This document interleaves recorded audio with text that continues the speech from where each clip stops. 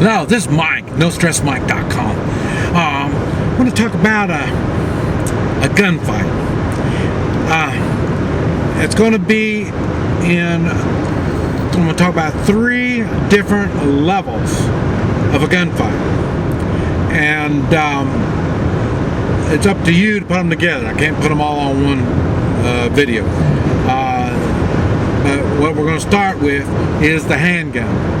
I've talked about the proper handgun, what to look for in the proper handgun, and I say that's a gun that's going to fit your hand. And when it fits your hand, you can what you do is you pick up the gun, have it laying down on the table, you pick it up, you look at something about 6 foot away and chest high, about the size of a pop can, and then you focus on it, and then you close your eyes, and then you bring the gun up and open your eyes, and you should be right on target. That tells you the gun fits your hand. Now, people tend to get this confused with point shooting. Point shooting is something you can learn. With practice, you can get to do the point shooting. I have found that if the gun fits your hand, and the way you can tell is the angle of the handle to the barrel coming out, it changes. Different guns got different angles, and they also, on the handle, they'll have a little hump on there. Sometimes you need a hump, sometimes you need a small hump, sometimes you need a big hump. It depends on your hand, and that's what's going to tell if the gun fits your hand. Now, once you get the gun that fits your hand, remember I was talking about 6 foot away, you bringing it up, it's going to be on target each time. And what you do is you can, this is a little dangerous, but what you do is you find some dirt that's up where you can put a pop can right up there, and like I say, about chest high, this pop can. And now what you do is you focus on that pop can, and then you shoot. Close your eyes, bring it up, and shoot. And you're going to hit the can. And when that happens, that means you can shoot in the dark. You can shoot when you have blood running down your face. In other words, you don't need to practice. The gun is going to hit the spot that you're aiming at, 6 foot away. The reason it's 6 foot away, that's self-defense range, is 6 foot. And you're going to be off a little bit, like I say, at 8 foot, 10 foot. You know, the longer, the more off you're going to be, but the further it is, the less it is self-defense. So that's where I come up with something like that.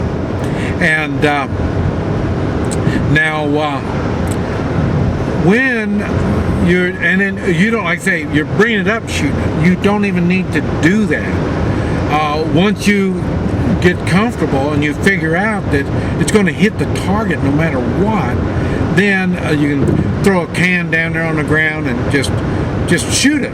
You know, don't bring it up. Just shoot it from your hip, and you're going to see you're going to get really close enough that you wouldn't want to be holding that can right there in the center of your chest.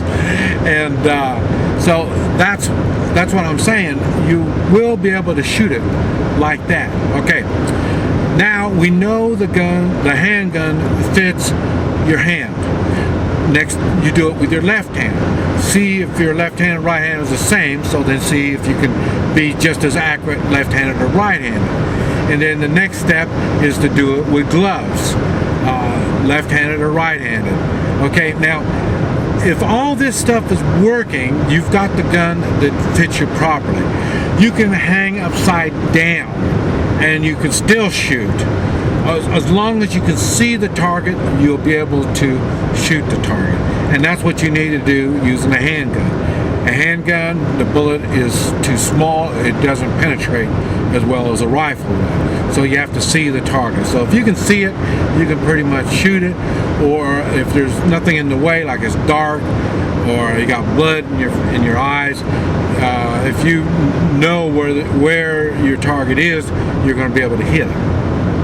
Okay, now this is where things really get grubby.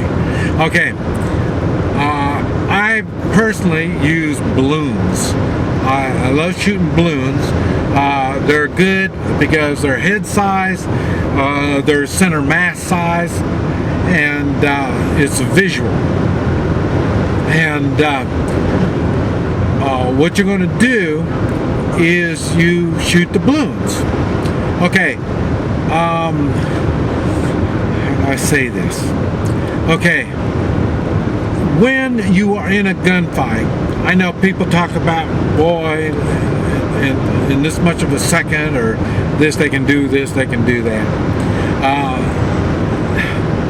When you're shooting the way that I just explained, you're not even bringing the gun all the way up. So you can shoot it from the hip, and you can shoot it quicker. And I saw a guy that he could draw and shoot in 0.87 of a second. Okay, in sports shooting, that might be really nice, but in self-defense shooting, you can do a whole lot better. And then, like I say, now not so much in that time, but in probably about a second and a half, maybe second and a half, 2 seconds at the most, I can hit probably 4 people, maybe as many as 6. So, but we're right back to the gun fits my hand, and so I'm able to get more accurate shots quicker. And we're right back to I'm using a smaller caliber, and the targets are close, and that's because of self-defense. That's what I do, self-defense.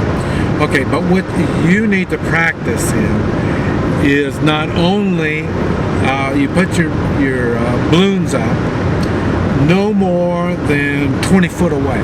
That's the maximum. And if you really want to get mean and ugly,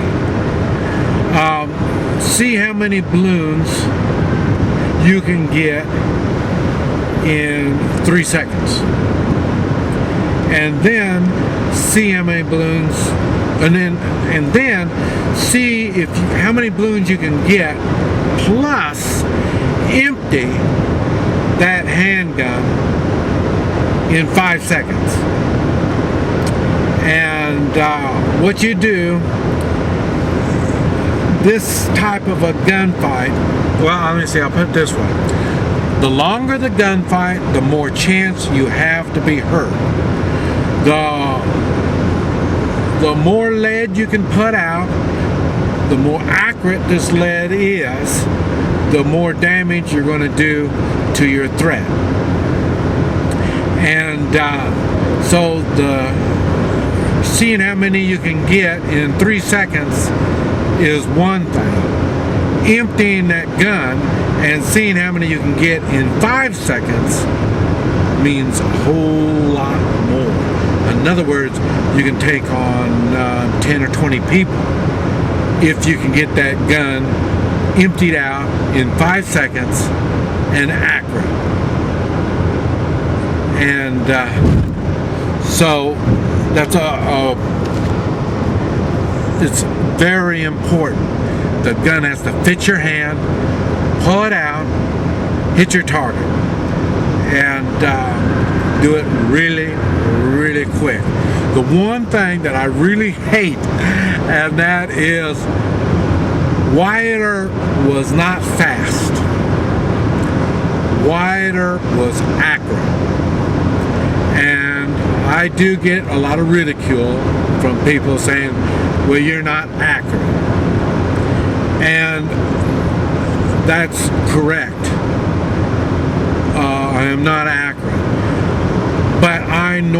come up against 4 to no telling how many is my threat. And I can get my gun emptied in 5 seconds, and I get a lot of damage done in 5 seconds. Besides that, the fear factor is really big.